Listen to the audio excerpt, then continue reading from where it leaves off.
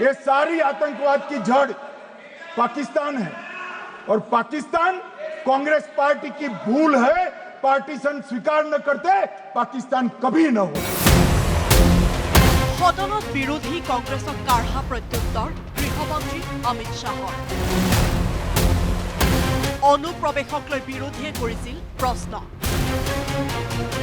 गौरव गगৈৰ उदाहरणेरे विरोधीक दिले प्रत्युत्तर। ये कहते हैं कि एक भी घुसपैठ नहीं होती है। कभी गए हो आप पाकिस्तान? तो कई बार गए हो गोगई, आप सीमा पर गए हो?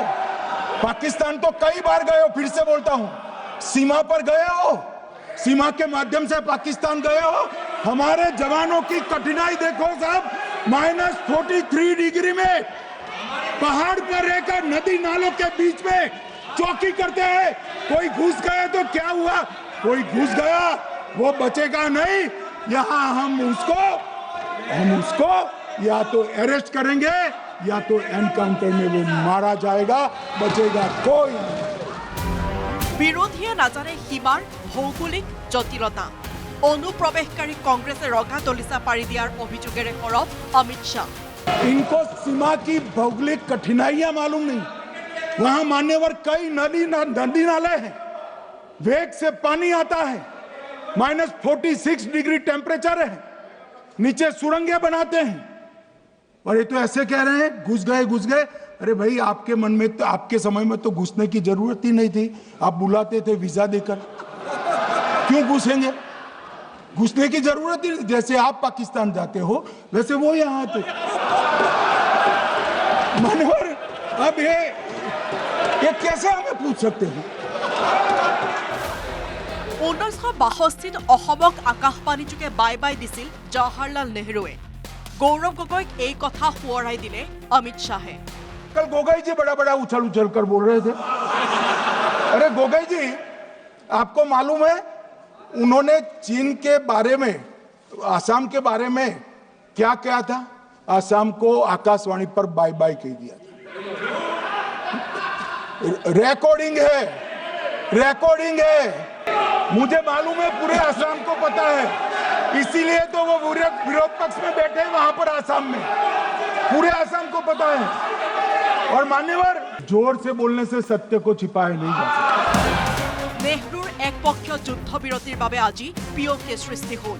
পাকিস্তান কংগ্ৰেছৰ বহু ভুলৰ পৰা সৃষ্টি হোৱা বুলিও ক'লে অমিত শাহে। নেহৰুৱে ৰাষ্ট্ৰসংঘৰ নিৰাপত্তা পৰিষদৰ স্থায়ী আসন চীনক এৰি দিয়া বুলিও অভিযোগ। 1948 में मान्यवर कश्मीर में हमारी सेनाएं निर्णायक बढ़त पर थी। सरदार पटेल ना बोलते रहे, जवाहरलाल नेहरू जी ने एक तरफा युद्ध विराम कर दिया। और मान्यवर, मैं बड़ी जिम्मेदारी के साथ कहता हूं, मैं इतिहास का विद्यार्थी हूं। पाक ऑक्यूपाई कश्मीर का अगर अस्तित्व है तो जवाहरलाल नेहरू जी की ये युद्ध विराम के कारण है। इसका जिम्मेदार जवाहरलाल नेहरू है।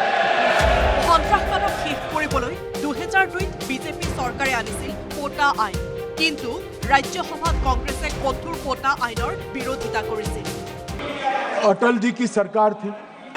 2002 में टेररिज्म को समाप्त करने के लिए अटल जी की सरकार, एनडीए की सरकार, भाजपा सरकार पोटा का कानून लेकर आई। मान्यवर, मैं सदन को याद कराना चाहता हूं, पोटा कानून का विरोध किसने किया था?